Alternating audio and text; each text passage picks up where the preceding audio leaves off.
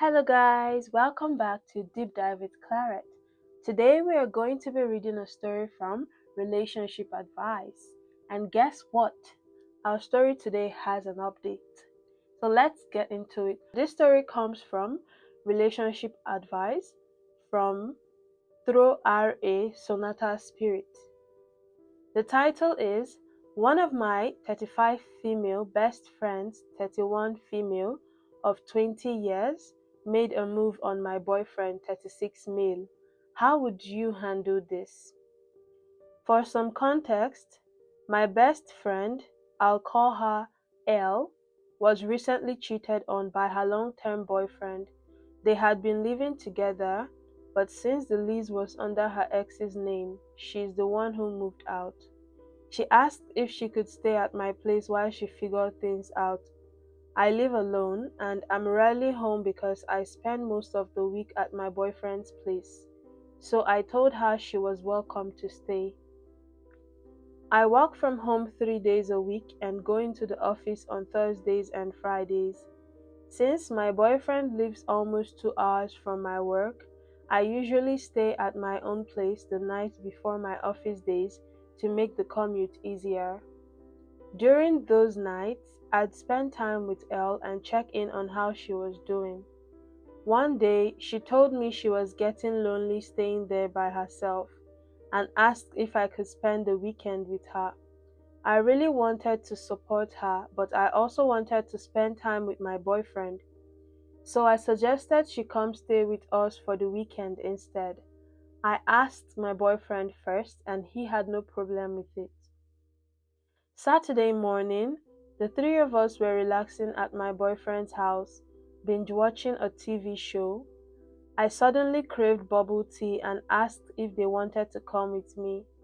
The shop was only a few minutes away. They were both comfortable on the couch and said they didn't feel like going out. My boyfriend suggested I just order delivery, but I wanted an excuse to get out and enjoy the sunshine. So I went by myself. I was gone for maybe 30 minutes. When I got back, my boyfriend was standing in the kitchen making coffee while still watching the show from there. Elle was nowhere to be seen. I asked where she was and jokingly asked if why he was making coffee when I had just brought back bubble tea. He told me she had gone upstairs to the guest room. As I reached for my phone to call her down, he stopped me and said, "Before you do, I need to tell you something." He explained that while I was gone, Elle noticed something on his shoulder, dust or lint, and brushed it off. He didn't think anything of it because it seemed harmless. Then, without warning, she leaned in and kissed him on the cheek, close enough that it was almost on his lips. He immediately pulled away and gently pushed her back, completely caught off guard. He said he didn't even know why, but he walked into the kitchen and started making coffee, even though he didn't actually want one. I think he was just trying to process what had happened.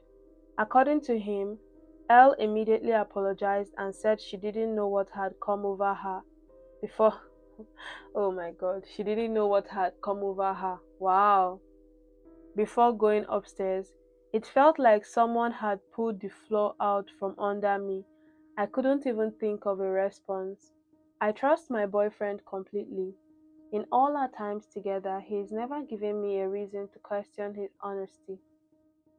So I never questioned what he was telling me. I was devastated not because of him, but because of my best friend. I honestly never imagined she would do this. Oddly enough, I wasn't even angry at first. I was just confused. Why would she do something like this after what had happened to her?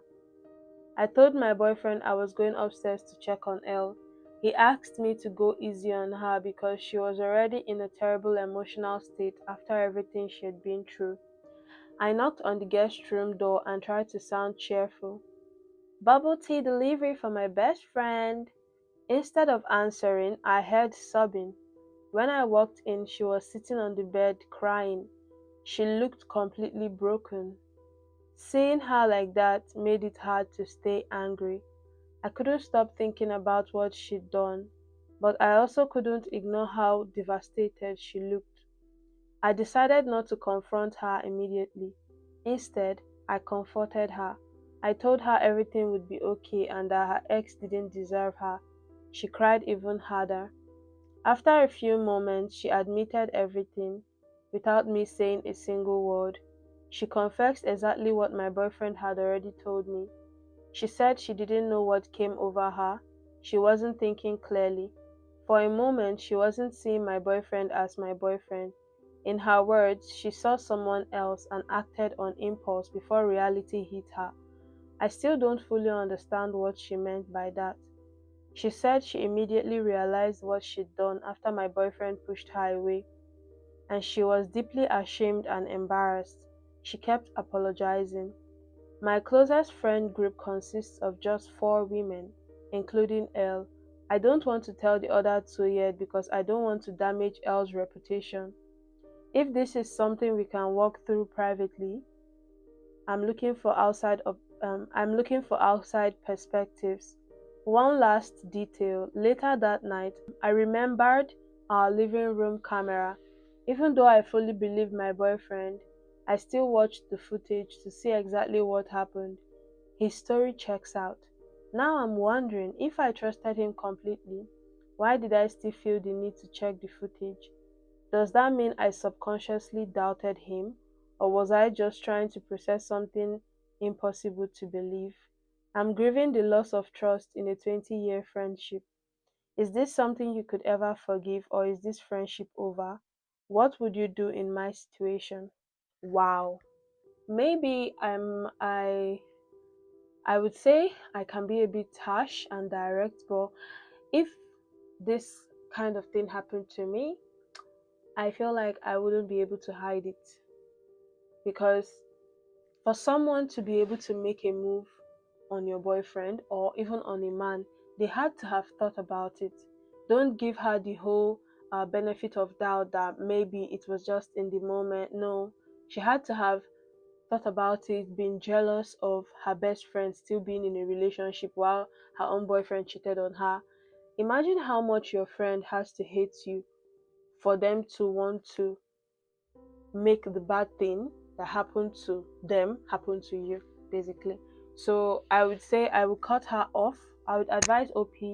I would advise OP to cut her off and make her realize, and don't sugarcoat anything. Make her realize how bad what she did is. She probably knows how bad it is, but I want you to let her know that you are seeing it as a betrayal. Okay, so now let's go through some comments. Broken Blister said, "You comforted your friend instead of your boyfriend? What the hell is wrong with you?" And also delivered tea trying to remain jolly. "This is bizarre behavior, my friend. I feel bad for your boyfriend. You were totally dismissive of his feelings." OP says, I know a lot of people already pointed this out to me, and I'm trying my best to make it up to him. I'm usually very affectionate with my boyfriend, really, but this whole thing is clouding my judgment. I apologized for that. Actually, yes, I feel like if her last thought, the last paragraph of this post, she talked about how she was still doubting her boyfriend and she had to check the camera. I understand that that can mean she doesn't trust her partner fully, but with the reality of relationships, you can't just, of course, you need to trust your partner, but then you can't just be in a love induced days. You have to confirm things and not make yourself the fool, basically. Let me know what you think. Let's read one more comment. Shiro Loves Kate says she's definitely going through a rough time, but you can't take care of her anymore. She did this the first and only moment she was left alone with your boyfriend. This isn't just crossing a major boundary. If this was the other way around and it was one of your boyfriend's friends doing this to you, putting his mouth on your face without your consent, you'd consider it sexual assault, right? Or at the very least sexual harassment. Well, she did that to your boyfriend. Even if it was an impulse and you want to believe it wasn't malicious, she still needs to go somewhere else, and you need to give this friendship a break. Exactly. But I feel like this person is still going easy on the friend.